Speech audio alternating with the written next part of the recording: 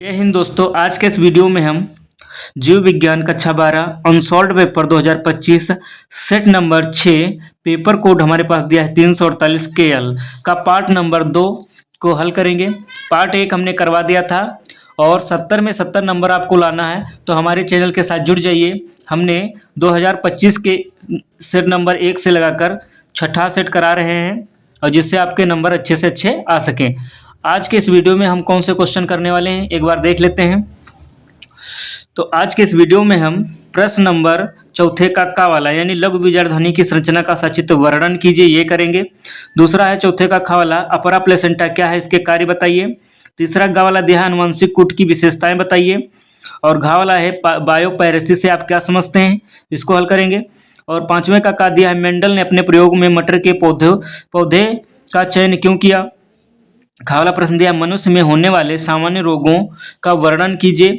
और गा वाला प्रश्न दिया है एक्सोन्यूक्लियेज तथा एंडोन्यूक्लियेज एंजाइमों में अंतर स्पष्ट कीजिए। और घा वाला दिया है कि जैव उर्वरक क्या होते हैं, इनके उत्पादन में सूक्ष्म जीवों की क्या भूमिका है, बताइए। तो बिना देरी किए हुए इनको हल करते हैं। तो प्रश्न नंबर चौथे का हमारे पास दिया है कि लघु बीजार्ध ध्वनि की संरचना का सचित्र वर्णन कीजिए। तो ब्लैक पेन से हेडिंग डालेंगे लघु बीजार्ध ध्वनि की संरचना।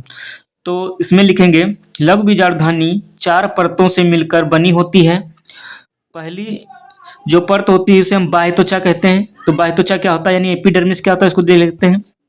तो यह सबसे बाहरी एक परतीय चपटी सतह है। दूसरी होती अंतःस्थिसियम। तो अंतःस्थिसियम क्या होती, तो यह दूसरी एक परतीय परत होती है। ये पराग कोश के स्फुटन में सहायक होती है। तीसरी है मध्य परत। तो यह परत 3 से 5 स्तरीय होती है। और चौथी है टेपिटुम। तो यह पिरामिड आकार की एक स्तरीय परत है। अब इसको देखते हैं लघु बीजार्ध ध्वनि की। तो लघु बीजार्ध ध्वनि की जो सबसे बाहरी परत होती है उसे हम बाह्य त्वचा यानी एपिडर्मिस कहते हैं। और जो दूसरी परत होती है उसे हम मध्य परत कहते हैं। और जो अंदर की परत होती है तीसरी परत होती है उसे अंतःस्थिसियम परत कहते हैं। और जो पिरामिड आकार की जो संरचना होती है उसे को हम क्या कहते हैं, टेपिटुम कहते हैं। ये लघु बीजार्ध ध्वनि है और इसी का क्या है, इसी का जो स्फुटन होता है तो इसको इस तरीके से दिखाई देता है। अगला क्वेश्चन हमारे पास दिया चौथा है का ख वाला प्रश्न दिया है कि अपरा प्लेसेंटा क्या है, इसके कार्य बताइए। तो इसको देख लेते हैं। तो आंसर होगा इसका कि अपरा प्लेसेंटा वह संरचना है जिसके द्वारा जरायुज स्तनियों का विकासशील भ्रूण या गर्भ अपना पोषण मात्र गर्भाशयी रुधिर से प्राप्त करता है। यह पोषण के अतिरिक्त भ्रूण के श्वसन, प्रतिरक्षण व उत्सर्जन संबंधी कार्यों में महत्वपूर्ण भूमिका निभाती है। अपरा से गर्भावस्था में कोरियोनिक, गोनाडोट्रोपिन, एंड्रोजन, प्रोजेस्टेरॉन तथा रिलैक्सिन नामक हार्मोनों का स्रावण होता है। अगला प्रश्न चौथे का ग वाला दिया हमारे पास कि अनुवांशिक कूट की विशेषताएं बताइए। तो अनुवांशिक कूट की विशेषताएं क्या हैं, तो इनका आंसर देखेंगे। आंसर में लिखा है हमने अनुवांशिक कूट की विशेषताएं निम्न हैं। जैसे पहली विशेषता है त्रिककूट यानी ट्रिपल कोड। तो त्रिककूट क्या होते हैं, तो यह हमेशा 3 नाइट्रोजन बेस के समूह में होता है जिसे कोडान कहते हैं। दूसरा है कि सर्वव्यापी यानी यूनिवर्सल। तो सभी जीवों जैसे बैक्टीरिया से मानव तक में समान कूट समान अमीनो अम्ल के लिए ही कोड करते हैं। और तीसरी जो विशेषता है कॉमा रहित, कॉमालेस। तो कॉमालेस क्या होता है कि कूट के बीच में कोई विराम या कॉमा या गैप नहीं होता है, लगातार पढ़े जाते हैं। यानी जो कूट होता है उसमें ना कोई कॉमा होता है ना कोई विराम होता है, इन्हें लगातार पढ़ा जाता है।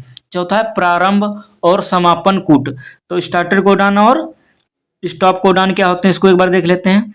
तो AUG प्रारंभन यानी स्टार्ट कोडान होता है। और UAA, UAG और UGA समापन यानी स्टॉप कोडान है।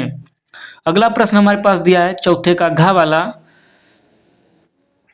कि बायोपैरेसिस से आप क्या समझते हैं।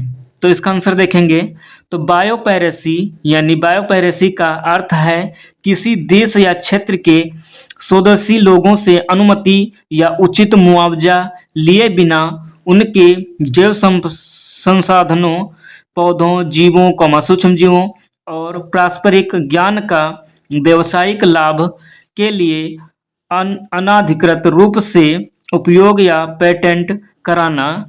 इसे जैविक चोरी भी कहा जाता है। जैसे नीम, तो नीम इसके औषधीय गुणों पर विदेशी कंपनियों द्वारा पेटेंट का प्रयास। और जैसे हल्दी, हल्दी में भी क्या है कि हल्दी घाव भरने में मदद करती है, इसलिए विदेशी कंपनियां अपने वहां क्या करना चाहती थी, हल्दी का पेटेंट कराना चाहती थी। इसके बाद नेक्स्ट क्वेश्चन देखेंगे। पांचवें का वाला प्रश्न दिया है, मेंडल ने अपने प्रयोग में मटर के पौधे का चयन क्यों किया?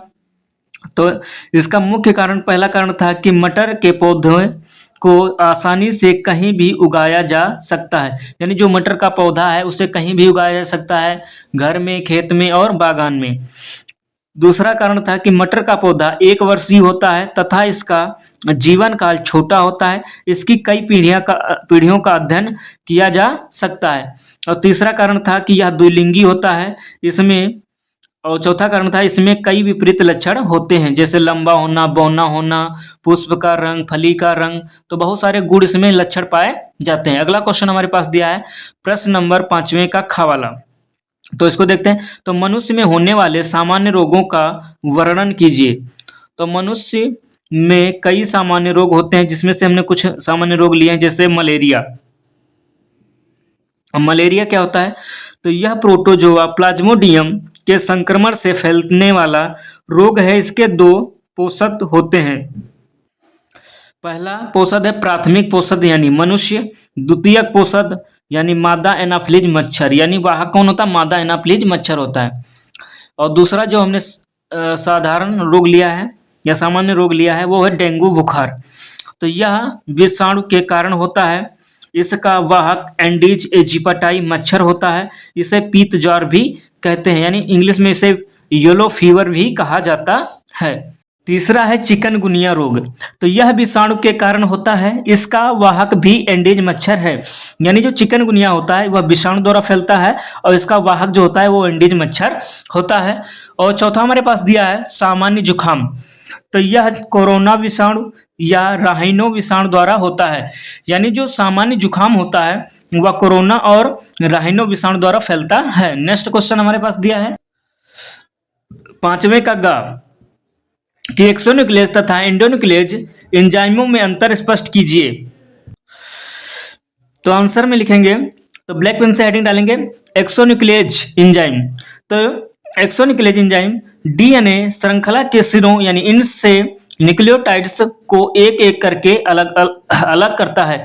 यानी जो एक्सोन्यूक्लियस एंजाइम होता है वह डीएनए श्रृंखला जो होती है उसके सिरों को न्यूक्लियोटाइड से एक एक करके अलग कर देता है। दूसरा हमारे पास है एंडोन्यूक्लियस एंजाइम। तो एंडोन्यूक्लियस एंजाइम डीएनए को भीतर यानी विशिष्ट स्थानों पर काटता है।